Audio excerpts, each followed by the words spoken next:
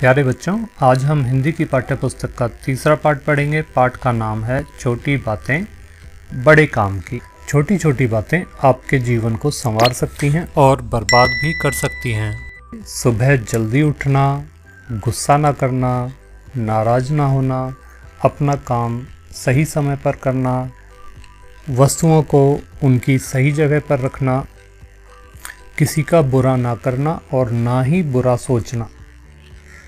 तो ये सभी वो छोटी छोटी बातें हैं जो हमारे व्यक्तित्व का निर्माण करती हैं। हमारे राष्ट्रपति थे डॉक्टर APJ अब्दुल कलाम, आपने उनका नाम सुना होगा। वो छोटी छोटी बातों का बहुत ध्यान रखते थे। वे एक जगह कार्यक्रम में गए तो वहाँ स्टेज पर कुछ कुर्सियाँ रखी थी और अब्दुल कलाम जी के लिए वहाँ पर एक बड़ी कुर्सी रखी गई थी। तो उन्होंने उस बड़ी कुर्सी को वहाँ से हटवा दिया। आइए यह वीडियो देखते हैं।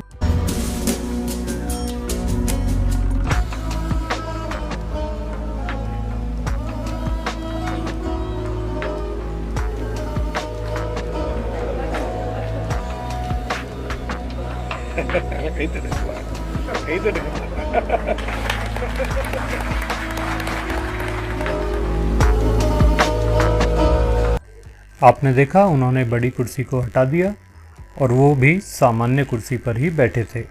ये उनकी महानता थी। पाठ में इसी तरह की कुछ छोटी छोटी बातें दी गई हैं जो आपके लिए, हमारे समाज के लिए और देश के लिए बहुत उपयोगी हैं। आइए इनके बारे में जानते हैं, पाठ को पढ़ते हैं। यह करो, यह मत करो। मम्मी पापा के मुंह से यह वाक्य कई बार सुनते होंगे।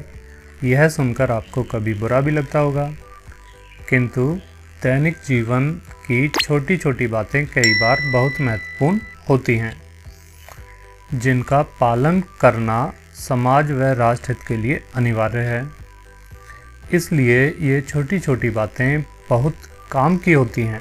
इस पाठ में जो कठिन शब्द आएंगे वो मैंने यहाँ लिख दिए हैं, आप इन्हें यहाँ से पढ़ सकते हैं। तुम अपनी कक्षा में बैठे हो, अध्यापक महोदय के आने पर तुम उठकर खड़े हो जाते हो और हाथ जोड़कर उनका अभिवादन करते हो। इस प्रकार तुम शिष्टाचार का पालन करते हो। तो शिष्टाचार का अर्थ होता है अच्छा आचरण।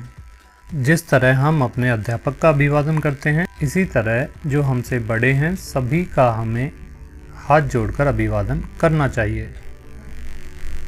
तरुण बस में बैठकर यात्रा कर रहा है। एक वृद्ध उसी बस में चढ़ा। वृद्ध मतलब बुजुर्ग आदमी, बूढ़ा व्यक्ति। बस में बैठने पर कोई खाली स्थान न देखकर वृद्ध एक ओर खड़ा हो गया। इसके बाद आप यहाँ चित्र में देख सकते हैं कि ये तरुण है, इसने उस बुजुर्ग को बैठने के लिए अपनी सीट दी।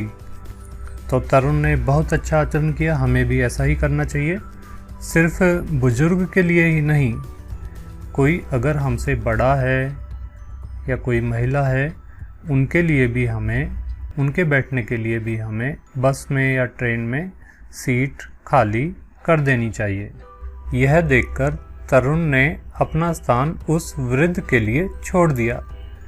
निश्चय ही तरुण ने अच्छे नागरिक का कर्तव्य निभाया। इस प्रकार के व्यवहार अथवा आचरण को शिष्टाचार कहते हैं। मैंने आपको बताया था, शिष्टाचार मतलब अच्छा आचरण, श्रेष्ठ आचरण। राष्ट्र और समाज को आपसे ऐसे ही अच्छे आचरण की अपेक्षा है। अपेक्षा मतलब उम्मीद है। हमारा जो देश है, समाज है, वो हमसे उम्मीद करता है कि हम अच्छा आचरण करें। बिजली का दुरुपयोग करना या बिजली की चोरी करना सही आचरण नहीं है। आपकी थोड़ी सी लापरवाही आपके बिजली के बिल को तो बढ़ाती है, साथ ही प्रदेश में बिजली का संकट भी पैदा करती है। क्या आपने कभी सोचा है कि यदि 100 घरों में एक एक बल्ब भी व्यर्थ जलता रहे तो 100 बल्बों की बिजली लापरवाही के कारण बेकार चली जाएगी।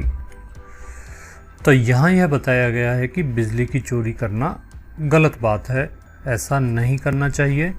और जब हम लापरवाही करते हैं किसी खाली कमरे में, बल्ब, पंखा कूलर इन्हें चलता हुआ छोड़ देते हैं तो ऐसा करने से हमारा बिजली का बिल तो बढ़ता ही है, साथ ही साथ बिजली भी व्यर्थ चली जाती है, क्योंकि कमरे में तो कोई है ही नहीं। तो हमें ऐसा नहीं करना चाहिए। चलिए आगे बढ़ते हैं। जब कमरे में कोई न बैठा हो तो पंखे और बत्तियां बंद कर दी जानी चाहिए।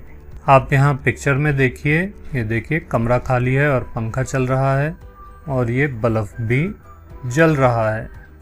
ये गलत बात है, तो ऐसा नहीं करना चाहिए। खाली कमरे में पंखा और बल्ब बंद कर देना चाहिए। और यहाँ जो ये बल्ब दिखाया हुआ है ये तो बहुत बिजली खाता है। अब ऐसे बल्ब प्रयोग नहीं किए जाते। इनके स्थान पर LED बल्ब का प्रयोग किया जाता है जो कम बिजली में ज़्यादा रोशनी हमें देते हैं। सुमन ने हाथ धोए और नल खुला छोड़ दिया। रमेश ने बर्तन साफ करके रसोई का नल खुला छोड़ दिया। पानी बह रहा है। किसी को नल बंद करने की चिंता ही नहीं है। इसे अच्छा आचरण नहीं कहा जा सकता। सबको यह आदत डाल लेनी चाहिए कि जब पानी की ज़रूरत न हो तब नल अच्छी तरह बंद कर दिया जाए।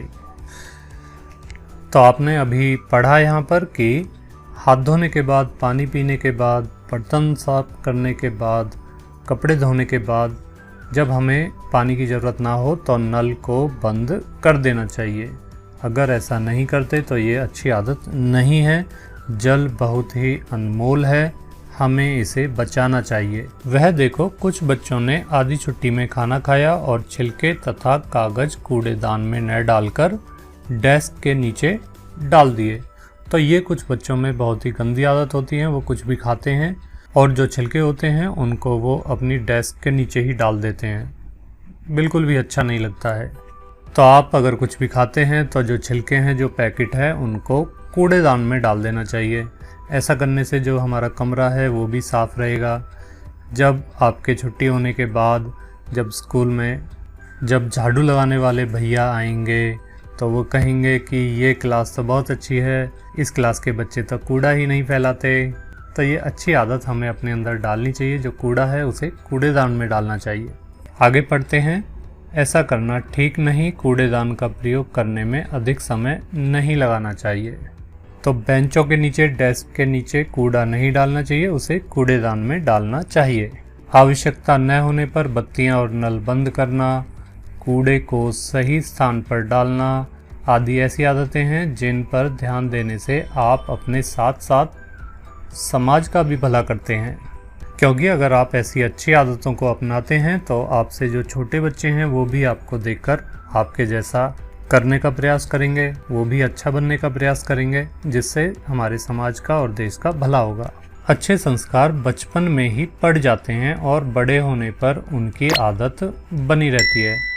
इसलिए बचपन से ही अच्छी आदतों को अपनाना चाहिए।